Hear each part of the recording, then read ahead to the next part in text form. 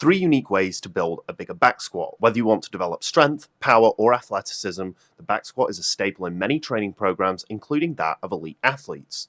Bodybuilders may use it to develop enormous legs, someone like Tom Platz. Rugby players may use it to develop power output or resilience.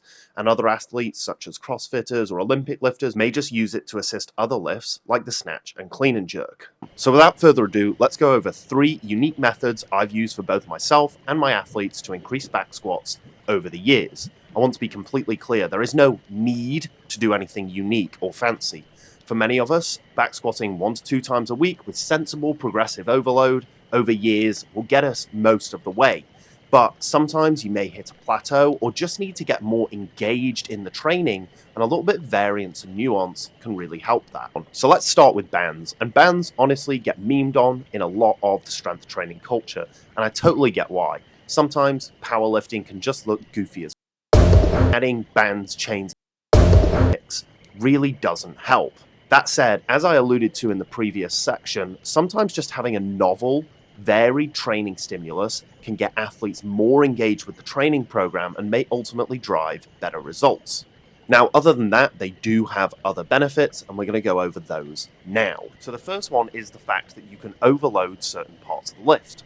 If we set up bands such that they're attached to the floor and they're applying pressure to the bar when you're stood up, this means that the top of the squat feels the heaviest and the bottom feels the easiest. So what is the benefit from this? So psychologically, you may know that one of the hardest parts of doing a heavy squat is unracking the bar, walking back and having it feel heavy as fuck, and still convincing yourself that you can do it.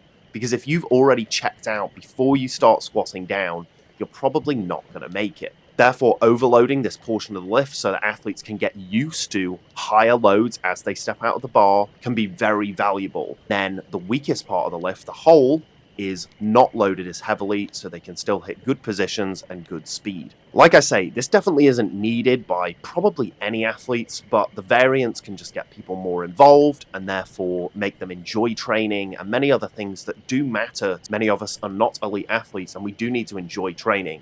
And if adding in bands and weird stuff does that, I'm all for it. Now let's move on to number 2, and that is cluster sets. Cluster sets are by far the least exciting, least complicated, but also the ones that I use the most. The main value of them is that we can accumulate more volume at higher weights by introducing short rest periods in the middle of a set.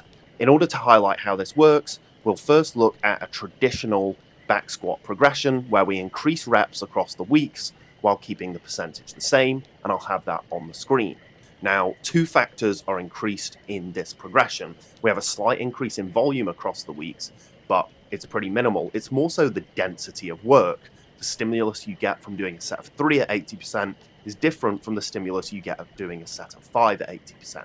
So now on the flip side, a cluster set is where you may do a set of X reps, you rest 20 to 30 seconds, and then you finish up the set before taking a much longer rest of 2, 3, 5 minutes. I'll put an example of how you could progress that similarly to the traditional squat on the left, and then we'll go over what the benefit of this is. I see 2 main benefits to using cluster sets. The first is that 20 to 30 second rest allows some recovery of energy systems, and therefore we can use heavier loads to get more reps more often.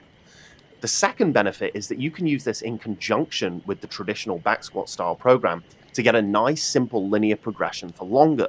If you're not sure what I mean, say we take that initial example again of week 1 you do 5x3 at 80%, week 2 you go to 4x4, week 3 you go to 3 to 4x5, and then maybe you want to go to a set of 6, but your sets of 5 last week were RPE 9 grinders and you know you're probably going to die.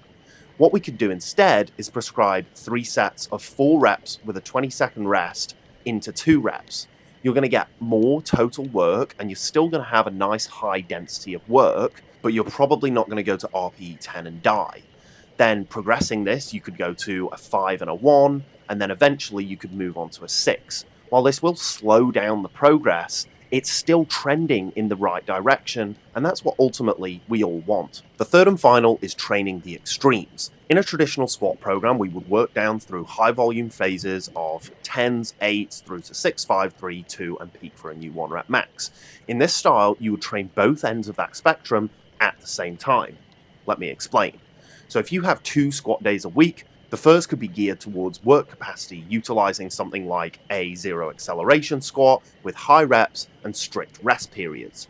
Here we're trying to accumulate very high amounts of time under tension to potentiate some hypertrophy, but also developing the energy systems from the demand of the entire work period and total volume load. On the second session, you would focus on heavy singles, and they don't need to be super heavy as in doing a max out here. It could be 10 singles with around 2 to 3 minutes rest.